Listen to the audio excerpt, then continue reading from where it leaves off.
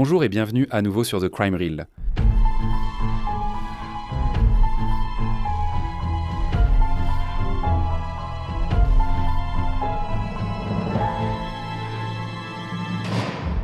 Aujourd'hui, nous allons étudier l'affaire choquante de Sherry Rasmussen en Californie, survenue en 1986. Une affaire qui mettrait 23 ans à être résolue et qui dépendrait de percées révolutionnaires en sciences médico-légales pour que le coupable soit enfin traduit en justice. Sherry est née le 7 février 1957. Elle était l'une des 3 filles de Nels et Loretta Rasmussen. En hiver 1985, Sherry, 29 ans, a épousé John Rutten. Le couple vivait ensemble dans un complexe sécurisé sur Balboa Boulevard à Van Nuys, en Californie. John travaillait comme ingénieur et Sherry était directrice des soins infirmiers au Centre médical adventiste de Glendale. Elle avait une carrière réussie dans les soins infirmiers en soins intensifs et donnait également des présentations et enseignait des cours à ses collègues infirmières. Sherry, très intelligente, avait sauté 2 classes à l'école et était décrite comme gentille, aimante et déterminée. Le soir du 24 février 1986, John était rentré chez lui après le travail juste avant 18h. Dès son arrivée, il a senti que quelque chose n'allait pas. Sherry avait appelé pour dire qu'elle était malade ce matin-là, et pourtant la porte du garage était ouverte.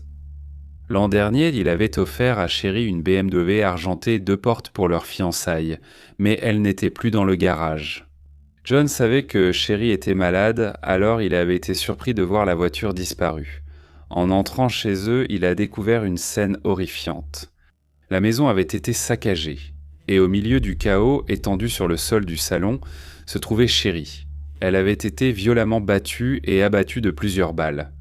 Sherry, qui était athlétique et mesurait 1,83 m, s'était farouchement défendue contre son agresseur.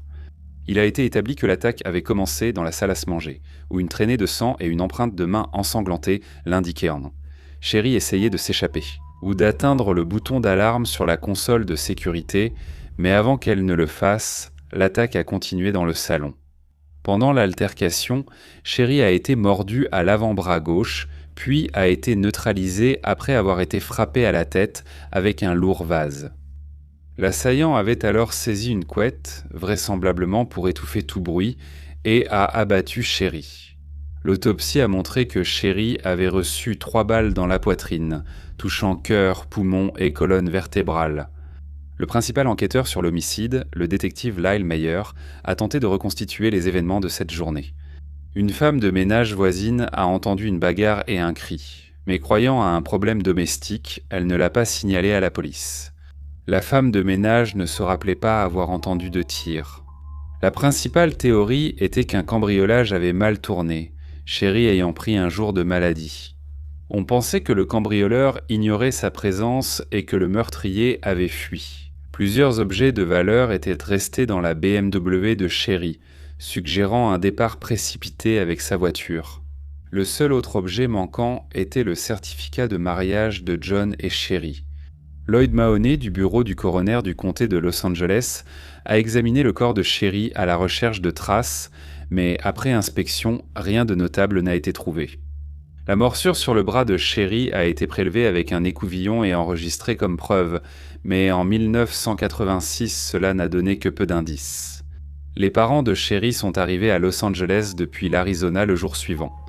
Ils ont consulté le détective principal Lyle Mayer, qui a confirmé que John, le mari de Sherry, n'était plus suspect. Il a précisé qu'il cherchait des cambrioleurs liés au meurtre de Sherry. Son père, Nels, a signalé au détective que Sherry s'était plainte d'une des ex-petites amies de John, qui avait eu une attitude conflictuelle envers elle. Cette femme était venue au travail de Sherry il y a 1 ou 2 mois. Nels ignorait son nom, mais savait qu'elle travaillait pour la police de Los Angeles. Nels pensait que cette femme était la suspecte principale, mais la police jugeait la théorie du cambriolage plus crédible. La voiture de Sherry a été retrouvée abandonnée 1 semaine après son meurtre, mais elle n'a apporté aucune piste à l'enquête. 2 mois après le meurtre, la police pensait avoir une piste.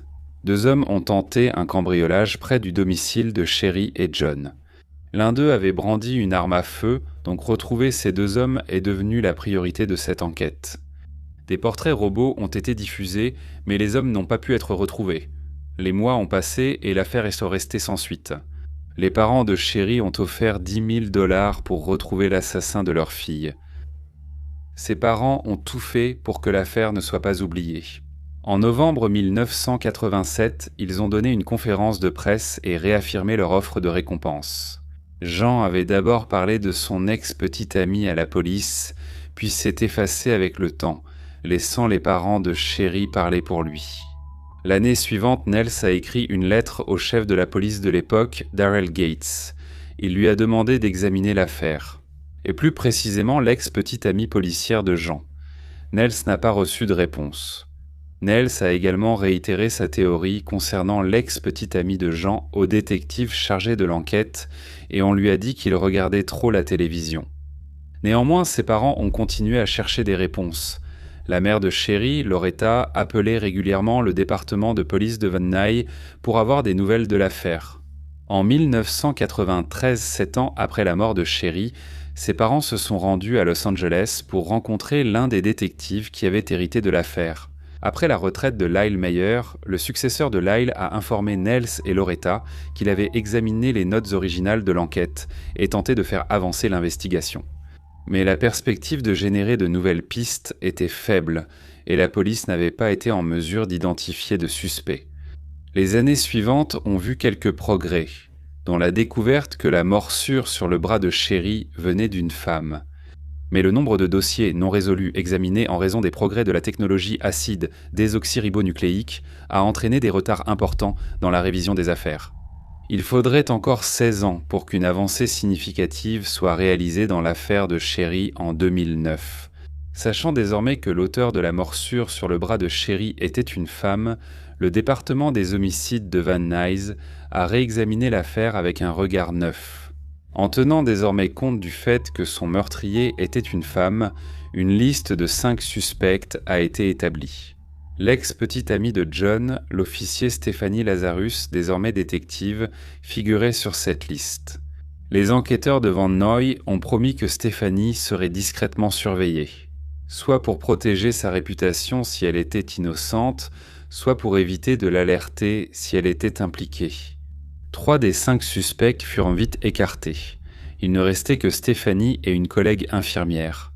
Les détectives ont enquêté sur l'infirmière. D'abord, un échantillon d'acide désoxyribonucléique a été prélevé. Il s'est révélé négatif. La police ne disposait donc plus que d'une seule suspecte, la détective Stephanie Lazarus. Était-il possible que l'une d'elles soit responsable de ce meurtre brutal et non élucidé ? Ils ont commencé à retracer l'histoire de Stephanie et sa relation avec Sherry. Stephanie avait rencontré le mari de Sherry, John, lorsqu'ils vivaient dans le même dortoir à l'UCLA, au début des années 1980, après l'obtention de leur diplôme. Le couple a eu une relation intermittente et sans engagement pendant quelques années. En 1985, John a rencontré Sherry et leur relation est devenue très sérieuse très rapidement. Il l'a demandé en mariage en été et en novembre 1985, ils étaient bon mariés. 3 mois après, Sherry était morte. À l'époque, Stephanie, 26 ans, était agent de patrouille. Devenue détective en 1993, elle a épousé un collègue policier en 1996. Ils ont adopté une fille qui, en 2006, a rejoint le service du vol d'œuvres d'art de la police de Los Angeles. Au cours de sa longue carrière au sein du département de police, elle n'a eu aucun problème disciplinaire. L'enquête a révélé que 13 jours après le meurtre, Stephanie avait signalé qu'une de ses armes à feu, un revolver de calibre 38, identique à l'arme du crime, avait été volée.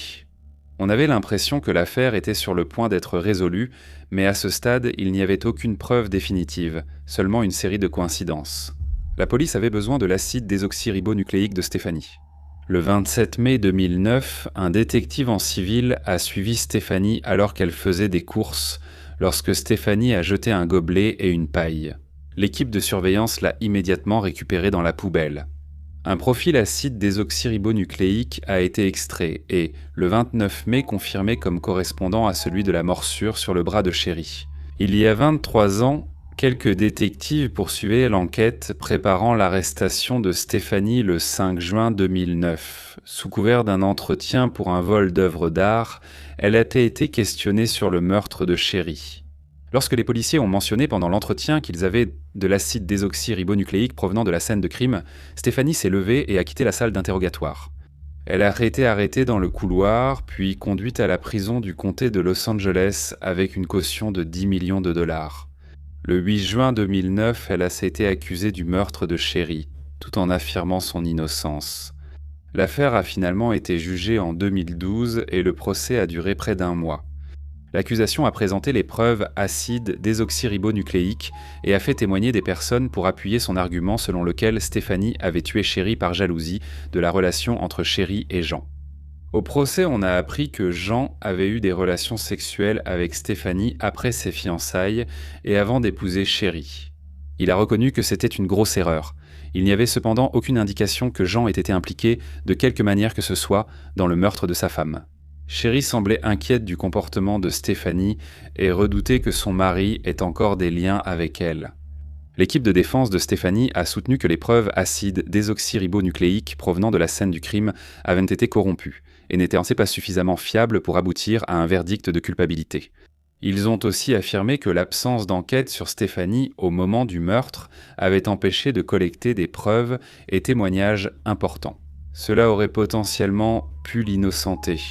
Le jury a délibéré pendant 3 jours avant de déclarer Stéphanie coupable de meurtre au premier degré. Elle a été condamnée à 27 ans de prison à perpétuité, verdict confirmé en appel en 2015, bien que les parents de Chéri aient constamment dit à la police, au fil des années, que l'ex-petite amie de John était impliquée dans le meurtre de leur fille. Stéphanie n'a pas été enquêtée à l'époque.